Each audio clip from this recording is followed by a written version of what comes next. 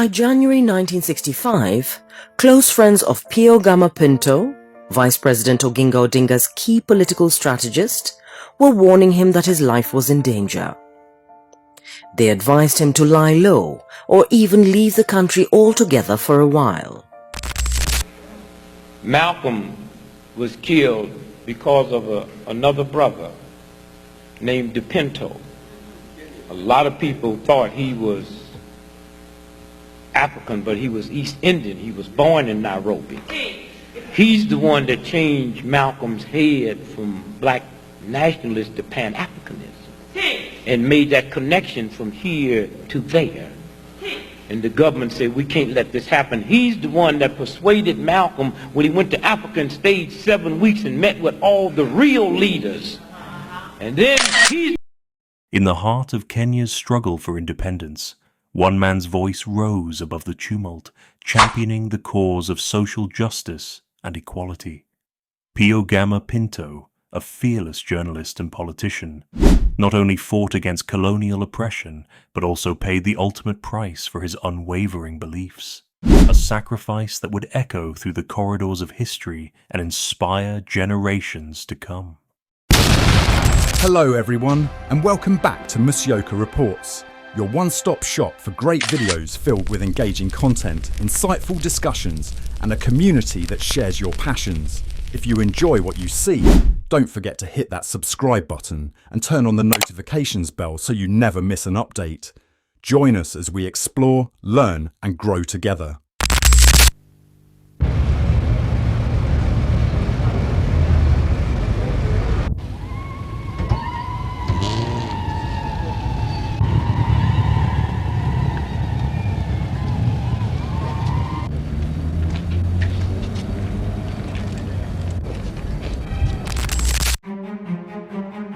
Pio Gama Pinto was a prominent Kenyan journalist, politician, and freedom fighter born on March 31, 1927, in Nairobi to Goan immigrant parents. His life and work were deeply intertwined with the anti-colonial movements in both Kenya and India, making him a significant figure in the struggle for independence from colonial rule. Pinto spent his early years in Nairobi before moving to Goa for his education at the age of 8. He studied there until 1947, after which he returned to Kenya in 1949. His upbringing in a politically active family and his experiences in India influenced his later involvement in political activism against colonialism. That this happened. He's the one that persuaded Malcolm when he went to Africa and stayed 7 weeks and met with all the real leaders. And then he's the one that discussed with Malcolm of bringing racism to the doorsteps of the U.S. And as Malcolm was being shot dead in New York City, Pinto was being gunned down in Nairobi. All right. Same time. All right. Same time. Pio Gama Pinto's activism was marked by his fervent commitment to social justice and anti-colonial struggles.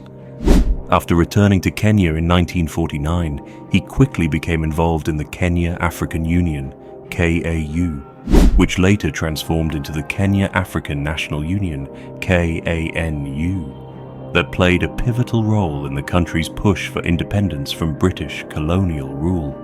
Pinto's efforts were not limited to political organization. He also engaged in grassroots activism, advocating for land rights and social equity for marginalized communities. Pinto was instrumental in mobilizing support for the Mau Mau movement, providing strategic planning and resources during a critical period when many leaders were imprisoned. His connections with various political figures, including Jomo Kenyatta, Paul Ngei, and Tom Mboya, allowed him to navigate the complex political landscape of the time. He was known for his ability to unite different factions within the independence movement, including both African and Indian communities, fostering a sense of solidarity against colonial oppression.